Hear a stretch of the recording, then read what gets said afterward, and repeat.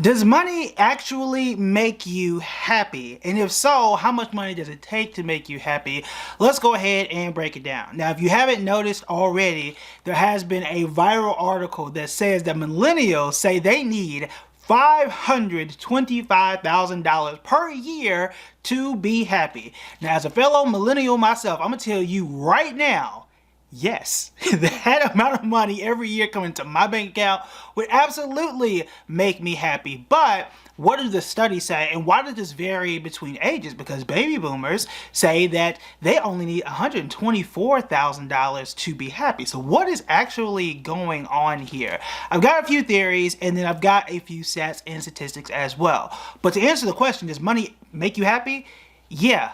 Hell yeah, money makes me extremely happy. Anytime I see a direct deposit, you sold 100 books or whatever it's gonna be, I am excited. Now, studies do confirm that yes, money does make you happy up to about $75,000 a year, and then you start to kind of flatline in terms of happiness. But I have been on both sides of this equation, and a lot of us have, in terms of starting off, getting paid a very small salary, a teacher salary in my case.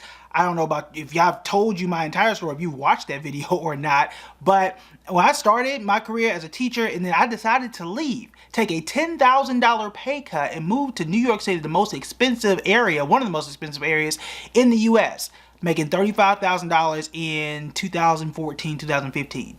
I was miserable. It was trash. And as I started to move up, I moved into finance, became a financial advisor. You guys know the story here. I got a bigger apartment. I was able to get heating and AC, right? I was able to afford an Uber now. I didn't always have to take the train. And the more money I made, the more excited I became and the more fun it was to live in New York City and anywhere else. Now, that doesn't mean that money is everything, nor does it solve every problem. But I am here to tell you this. Money buys options. Money buys choices, and that is really what money is really for and what it really means at the end of the day. So when it comes to my kids, do I have the option to send them to any school I choose, or am I forced to just go with whatever option is here? Do I have the choice to fly Southwest, or can I fly private, right? Which at this point, no, I don't have that much money. But that is going to give me an option. If something unfortunate happens to me, or something unfortunate happens, in my family, for example, my wife's car broke down. Did I have the option to buy another car? Okay, the answer was yes for us. Do I have the option to, stay at a house or stay on a certain part of town or eat certain food? That, again, is all, for me, what money actually means. But the difference here, right, for millennials, and for context, that is, I want to get these numbers right, those born between 1981 and 1996, so we're old now. Some people don't really believe that. But why is it $525,000 for this generation, but only $124,000 for the baby boomer generation? The three theories for me is looking at the structure of how the country has changed and how the rules have changed. For context, for those who are curious, Gen X, generation before millennials that enough people don't talk about, their number was just 130,000. So again, something happened to make millennials feel that 525 is the number that they need to be happy. Now again, I think it can be less than that. I think a lot less, but hey, I'm not here to judge, right? I will take the 525. But the thing is here. Number one, we know that the structure has changed. It's primarily childcare is extremely expensive, and that was not the case when I was born, right, in the early 90s, late 80s. That is something that's completely different. We have seen birth rates across the world, but especially in the US, start to drop off because childcare is so expensive. Then you've got college, so think of paying $2,500 a month, right, for two kids just for daycare. Right? And then you've got an extremely high mortgage, which we have seen, right? Mortgage rates are back up, but also housing, whether it's rent or buying a home, is a lot more expensive for a starter home now for people than what it was in the late 80s and the 90s. That has made things more difficult, more expensive, which makes people feel that, yeah, I have to make well over six figures. And I'll also say this, the issue with millennials is the contextual factor. Right? Growing up, for us, I looked at my parents, and I believe my parents had me, or my dad rather had me at 29. My mom must have been at least 2 to 3 years younger, and they already had a house. I was born and they had a whole house, right? They had cars, they had jobs, and everything was fine, or at least it felt fine as a child. We are still comparing ourselves to what our parents had at that point in time, though the conditions were completely different.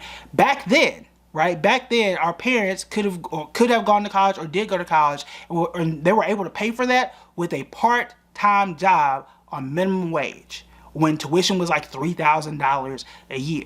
You cannot do that today. You cannot do that today. And what you're holding on to is the standard of what our parents did and what we saw. 2 cars, a house, you had a kid or two, everything was paid for, you didn't have student loan debt, and if you did, it wasn't crippling like it is today. So the answer here for this generation, and perhaps the generation after, hopefully we can solve this issue. But until then, number one, I think the solution here is to change what that equation is going to be for you and what you personally define as financial success, and what is going to make you happy and what is going to allow you to thrive financially. And the reason I say that is because when you look at it, right, the way that things were set up in the 80s and 90s, and the things that were told to us, you had to go to college, to be wealthy, you absolutely have to buy a home. Those things aren't true anymore. You can become wealthy by renting, or you can become wealthy by owning a home. And I have argued in Business Insider and Fortune and anywhere else it will let me write that you can be flexible, and there are benefits to renting, even though yes, renting is still expensive and things are still higher than what they should be. But those are the ways now. What I don't want people to do or continue to do is just think that what their parents did is the only way to create wealth, even though sometimes our parents still tout that, right? They'll still just parrot that, like, hey, you got to do X, Y, and Z. You got to put down 30% for a home, like Dave Ramsey says, or someone else. That is nearly impossible nowadays. When the average home is $300,000 or $400,000 in some areas, it's going to take you well over a decade, in most cases, to save $120,000, right? Or $80,000 or $90,000 on your own, while also paying for childcare, while also paying off student loans, and starting off, doing all that stuff all at the exact same time. That's not the easiest thing in the world, and it is not, I repeat, it is not something that the majority of previous generations had to deal with.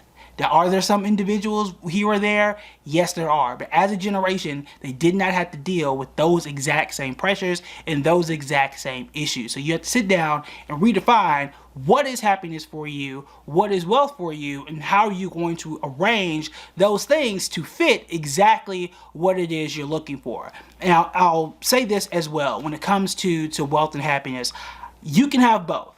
Okay, you don't have to sacrifice everything and live in a basement and just make all the money and not enjoy it, and then you don't have to spend everything, have nothing left over to enjoy it. And this is one thing I did write in an article for Business Insider about 1.5 years ago, where I talked about, I sat with the millionaire, Grant Sabatier. He had made his first million within like 5 years or so, and he did so by locking himself in the basement and doing all the grunt work, and saved, did not enjoy the process of getting there. And what he told me, and what I learned, and that interview is on the channel, you have to scroll back a ways, and I'll make sure I'll link it as well, is the fact that you want to take sprints, or you want to take breaks. And that is something I do in my personal life, where, as we talked about, I'm doing the 15% into the 401k. You guys know I'm investing. You see my investments on public and everywhere else. Multiple streams of income. We do all those things here, right? But what I do is I know what it is that makes me happy. Right, I enjoy having a grill and smoking briskets and ribs and whatever else I can get my hands on, and I enjoy going to college football games. So what I do, and what I did last year, is saved up enough money to buy my first smoker. And I wouldn't call myself a pitmaster just yet, but I'm pretty darn close. But that's something that makes me happy. That's something I wanted. So I save for it, and every other weekend or so, depending on what the weather is, I get to have that happy moment. Every single year, at least once, I will save money and go to a major college football game or a bowl game or something like that. And eventually, right, 10 or 15 years from now, when I have more disposable income and my, I got 2 commas in my account instead of just 1, then that's going to be my opportunity to do that full time, right? To do that more than just, once or twice per year or something like that. I would urge you to do something similar where you are constantly building, constantly paying off that, not constantly because you want to be done with the debt at retire the debt completely, but saying, hey, look, I'm paying down my debt, I'm growing my savings, I'm investing, but I'm going to take a great weekend and go to the mountains. I'm going to have one international flight, come back, get right back on the grind, because that's what's going to recharge you. And again, it's going to reformat the way that you view wealth and what is going to make you happy. Because again, at the end of the day, it's not just the dollar amount, it is more so what is your comfort level and what are your options? Because the way the math works, I could be happy making $40,000 if my bills are 0. Now, is that possible? Probably not, right? That I can get my bills down to absolute 0, but it's really the margin between what I am paying and what I am making. And that is the key thing. And I always argue on that side of the equation, if I can just increase the ceiling, right, and just make more, then things are a lot easier than cutting everything down to its bare bones. So that is my view on it. I would absolutely love to hear your view on it. Let me know what you think about the video and the opinions in said video as well, because I want to have a discussion. Also, if you want to go back and watch that interview with me and Grant, again, it was several years ago on WHCR in New York. Yeah, used to host a radio show. So you want to go ahead and check that video out. I will put that video right here.